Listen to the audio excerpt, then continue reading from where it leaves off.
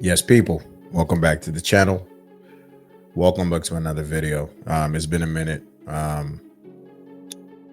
but let's talk about some of these games that happened over the weekend. Early kickoff, we got the win against Burnley. First, 15, 20 minutes, not so great, but this is what you call a professional performance. The last couple of months, you know, I've always said that for me, I think Wesley Fofana is our best defender. When he's available, the guy makes all the difference to, our center back partnerships. And in as much as Tosin has had, a decent, spell in the team, as of last season, the guy just looks like a big liability.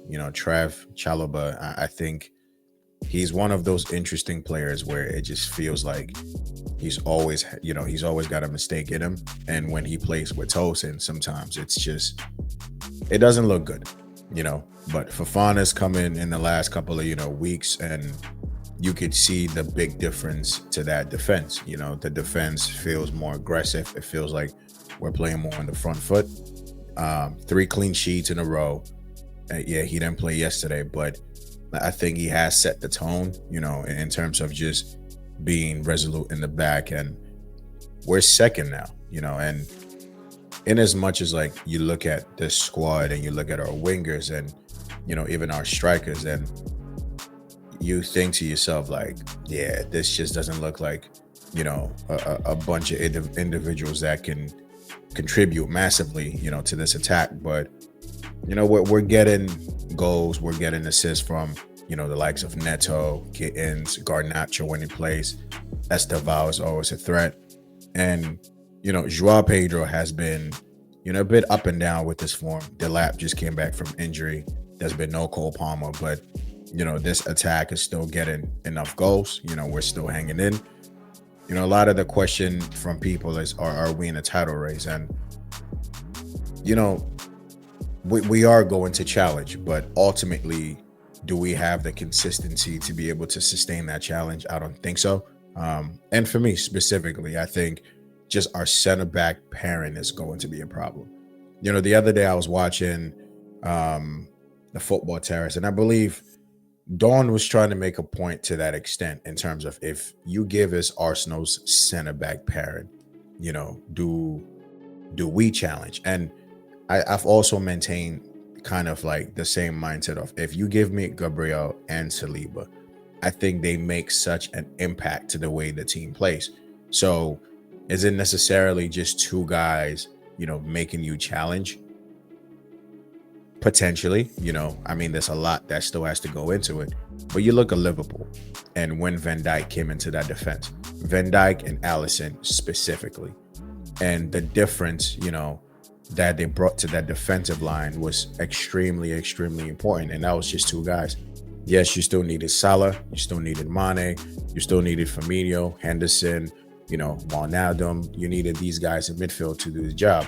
But I think having having competent defenders just makes your team play potentially, more on the front foot. You guys could press a bit more, because if you make a mistake, Saliba, Gabriel can clean up after you, and I think that's the big difference between this Chelsea team, this Arsenal team, even looking at this Liverpool team now. It just looks like defensively they're all over the place, which is another conversation, for another minute. But I think our central defenders, that's where our biggest problem is. And you could throw Sanchez in there as well, but I think you have competent enough defenders in front of Sanchez. He's a decent enough shot stopper. He's a decent enough, cross collector. And, you relieve a lot of the pressure. But in the last couple of weeks, we've been, building some consistency. Results are coming in. We're getting wins. Our last L was against Sunderland. So, you try to think, if we got something from that game, we got something from that Brighton game, where could we be potentially? So it's just been very, steady on our part. You're seeing a lot of guys come in, do a job. Caicedo, Imperious as always. And, there's guys just going in from strength to strength. one of the best midfielders in the league, one of the finest. Enzo Fernandez just quietly about, his business. He's got some goals. He's got some assists this season. Reece James, just putting in good performances in defense. Cucurella, just solid as always. And we just need, to keep that momentum going. We just need to keep that consistency going. We're going to lose games at the end of the day. And sometimes it's the matter of how, the manner in which we lose these games. Maresca had been very guilty of not being able to essentially make certain changes that have impacted the results back in the day. But now you're starting to see he's making very positive, changes. You see Delap, it ain't working. You bring you in, you need to bring Estevao in. You need to bring Garnacho in. You do that. You play Andre Santos as a 6, who yesterday was magnificent. I mean, he played that 6 role to the levels we expect Lavia to play that role, but he was just reading everything, just the positioning, screening that back line, the blocks, the tackles, the interception, that guy was just outstanding, and if we can have some more of that, please, absolutely, I think we'll take that. We play Barcelona tomorrow. We play Arsenal on the weekend on Sunday, and it's going to be a very, very difficult week for sure. So you're going to look at the rotations. Again, we play on Sunday, Tuesday. Play your strongest lineup in both games is what I'll say. I'll say play your strongest lineup tomorrow against Barcelona. It's both games are in London. There's no travel. It's at the Bridge. You can go and just play your strongest team, and then you do what you have to do. For me, Maresca has this habit of, playing Gusto as a winger, when we play against these big teams. And I feel like he might be tempted to do it again tomorrow. But then I'm also looking at this Barcelona team, and I'm looking at ways with which we can potentially hurt them. So I expect to see Fofana back in, in defense. I expect to see Treff be his partner. James, Cucurella for me, fullback, Sanchez in goal. That's pretty standard. Enzo Caicedo, he got a much needed rest. No 90 minutes, no minutes. Keep him fresh for this Barcelona game. For me, my attackers, it's either going to be Estevao, it's going to be Neto, and it's going to be Joao Pedro. But if Maresca does bring in Gusto in this team and Reece James also starts, then it could potentially be a 4-3-3 with Gusto as, the winger, and then you have either Neto on the other side, which I feel like when you handicap, the team in such almost like in a negative way, I just don't see how, we play well in that sense. Or, you could go with just an attacking lineup. Enzo Caicedo in midfield. Your front four essentially would have to pick itself. You got Estevao, you got Joao Pedro, you got Neto, and then you got Delap up front. Delap hasn't looked great. Granted, he hasn't, but you never know. I personally think Maresca is going to run it with Gusto as the wing back. I think he might play Estevao slightly in that, in that right half space where he could still be a winger, but he could also still be playing as a 10, which he hasn't really played it a lot this season. So it'll be interesting if that's the option Maresca does go with. But I could see him do that as well. Just play Gusto out there, play Estevao, like I said, right half space, Neto left wing, and Joao Pedro up front. We get more bodies in midfield. We get more bodies out wide. You got Neto, kind of doubling up with Cucurella against Yamal, because let's face it, Yamal is probably going to be one of their biggest threats. But you also have to look at their midfield. Pedri's, your Fermin Lopez's, Lewandowski. Like, these guys are always going to be a threat regardless. So whatever lineup he puts out tomorrow, some people are going to be disappointed. Some people are going to be happy. The most important thing is we don't lose tomorrow. It would be nice if we beat Barcelona, but we should just make sure we don't lose tomorrow. So my prediction for tomorrow, honestly, I think it's going to be a very tough game. I think you could see a 2-1 Chelsea, 3-2 Chelsea, because this team has goals in it, and we could also concede a lot of goals. But I have to put my chest on the line and say we win this game.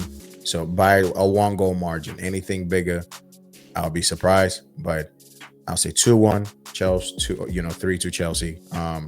Last time I did that prediction, we got smoked by Bayern Munich. So it is what it is. But I wanted to touch on Liverpool a little bit because I was one of the people that said, during the summer break when they signed Ekitike, Kirkaz, Frimpong, Wirtz, Isak, I really thought it was over for the league.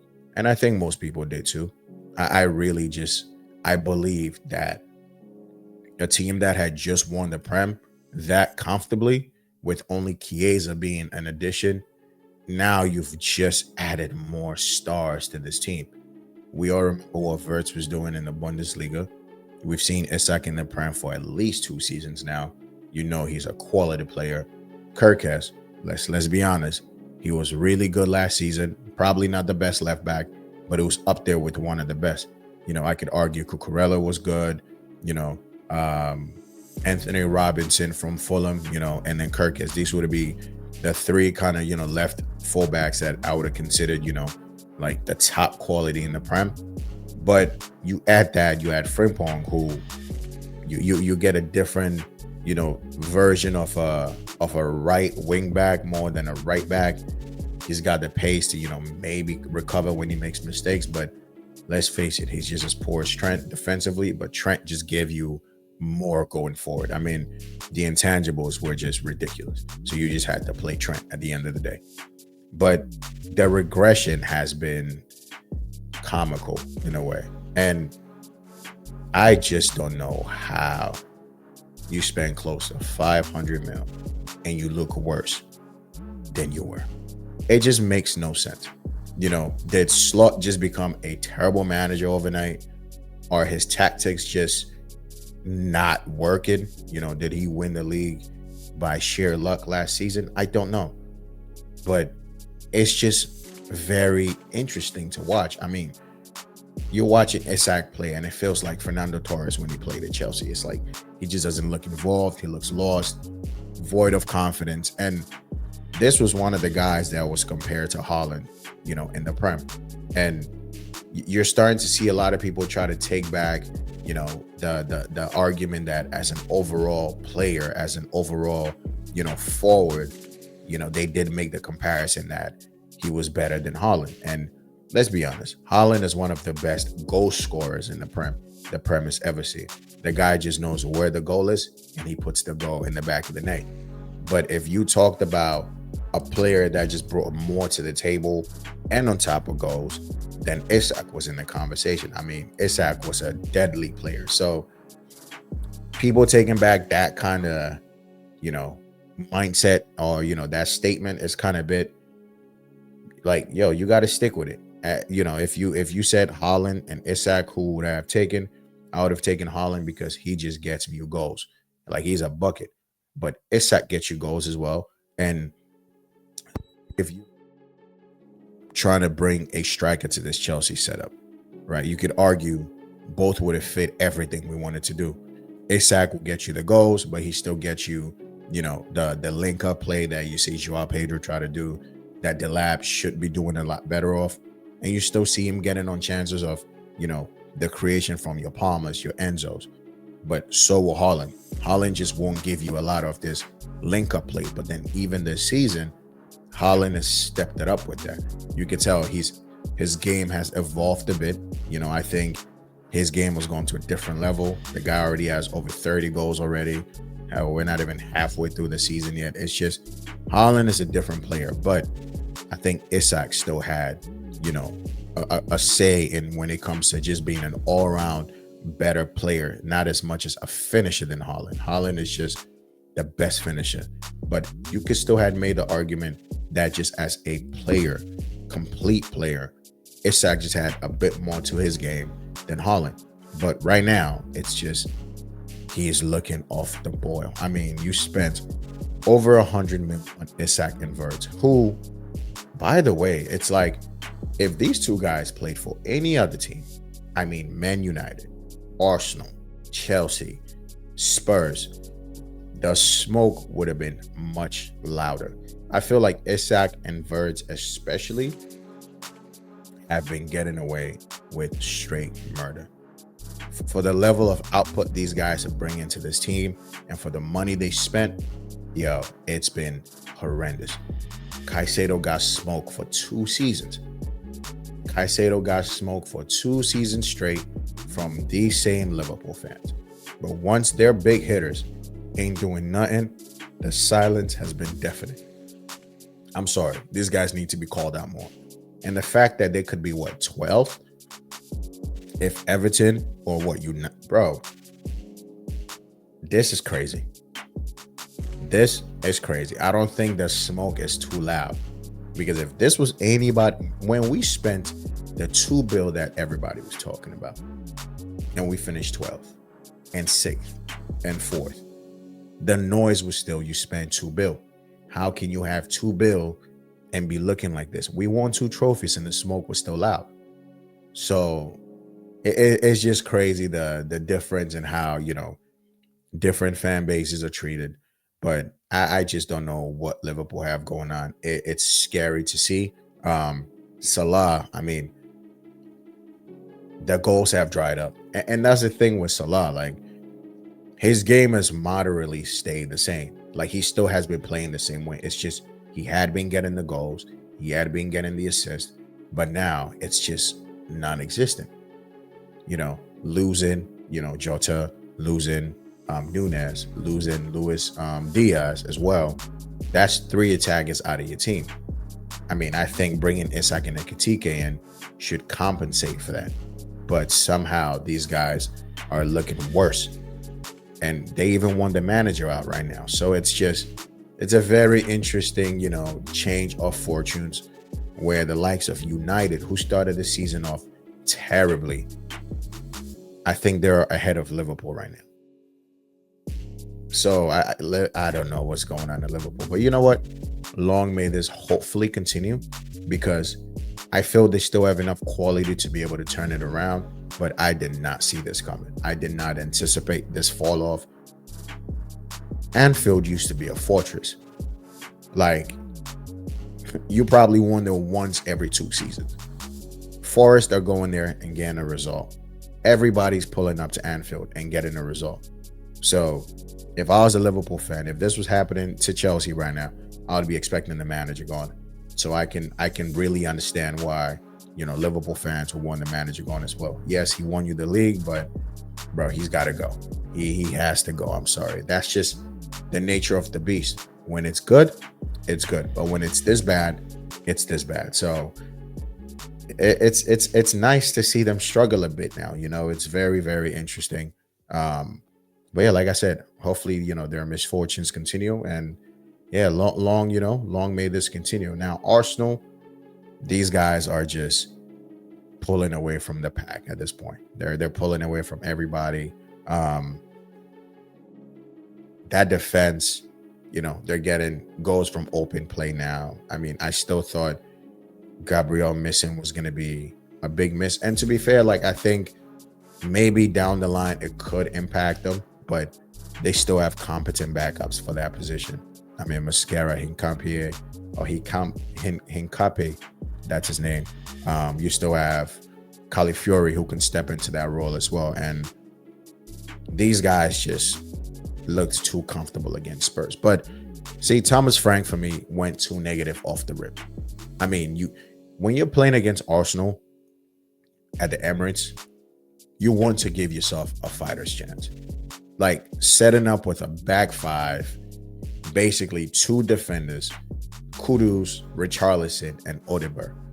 I really don't know how much you really thought you were going to get out of a defense that's only conceded 5 goals all season.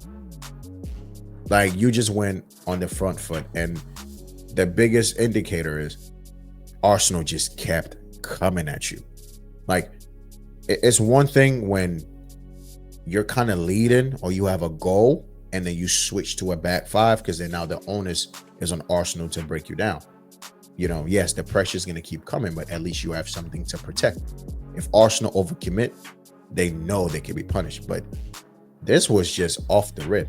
That lineup was disgusting, and they paid the price for it. And how funny is it that Eze is the guy who comes and just destroys you guys? Like, Eze likes a game against Spurs, but this one just felt personal. This one just felt like it was meant to be. Like, hat trick on your head. And it's funny because when he did reject, Spurs for Arsenal, you did see a few Spurs, fans, Spurs accounts talking about, they got the better deal. Simmons is younger, he's played in a more, competitive environment, or maybe like a better, bigger team, Dutch international, goals and assists. He's played for Barcelona, PSG, well traveled. And for 55 M's, for a player who was younger, you couldn't really dispute that argument at the time. And this is why hindsight is always very beautiful. Because again, some people would think, yeah, Arsenal still got, the better deal, which I think ultimately they did, because you gain a player that's already proven. He's experienced, he's not a young player. So it comes with more responsibilities. It comes with more know-how. It comes with more, more application, because this guy's been playing in the league for how many years now? He knows the league in and out.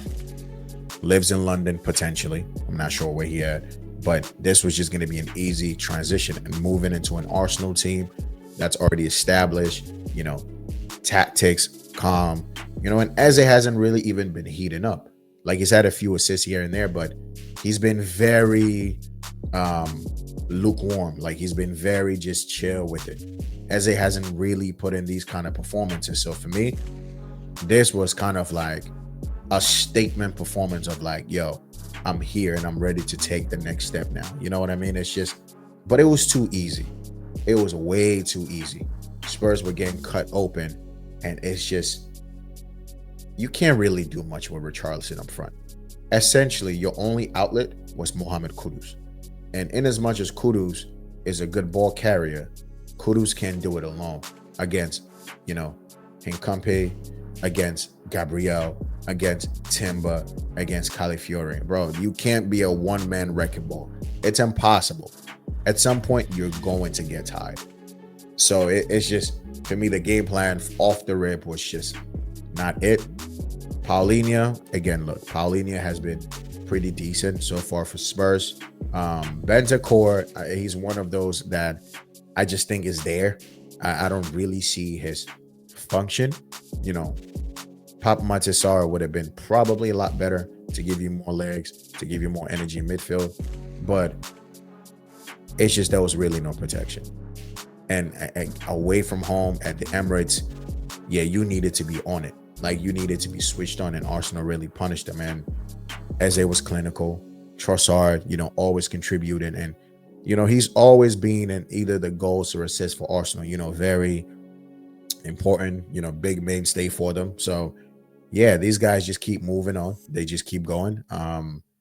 And look, it's looking like it's going to take something special to stop them at this point. Man City are buckling right now, lost to Newcastle, which that's not even a terrible result. To be fair, a lot of us go to St.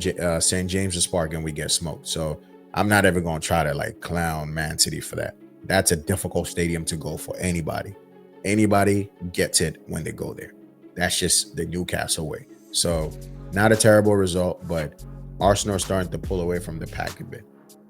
They beat Chelsea this weekend. Yeah, they're stretching that gap. You're thinking right now it's looking like only Man City can basically keep up with them. But I think we also have a shout as long as we just keep getting points, which again, that sounds very simplistic, right? If anybody keeps getting points, you can be up there, but you just keep being efficient.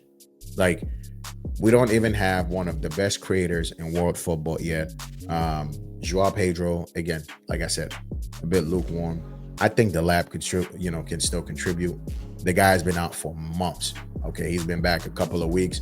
I'm not expecting him to be just getting into it, but I'm also expecting him to be a lot better, a bit more careful, and intelligent with his decisions, because yeah, against Burnley, this guy was just being selfish as hell, and that's not something you really want. But you can tell that's somebody who wants to get the goal, somebody who wants to just get that first goal, just in the back of the net, and then just kind of just play freely. I feel like right now it's like, I need to get that first Prem goal. I need to get in the goals. I need to do this. So it's not making you play your game, bro. Just relax.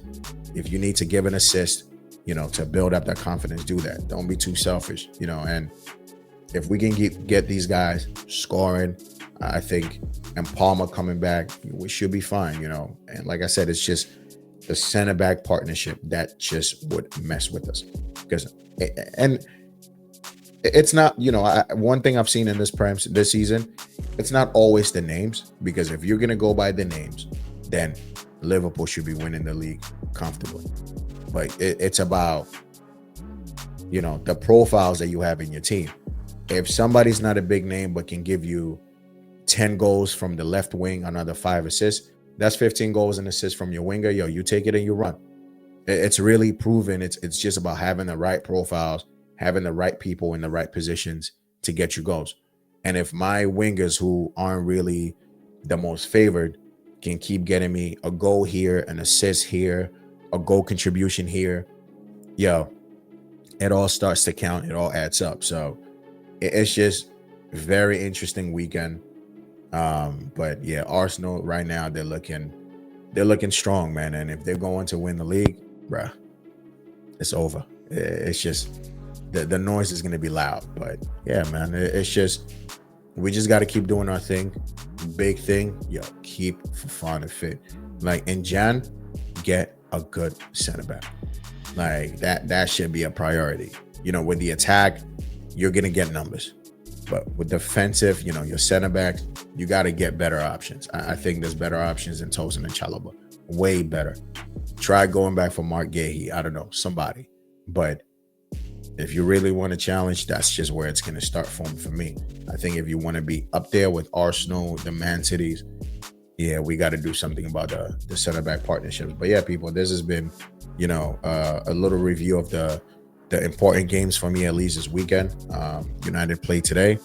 Hopefully they catch another L so we can talk about that. But yeah, like the video, sub to the channel. I'm gonna see y'all in the next one. Peace.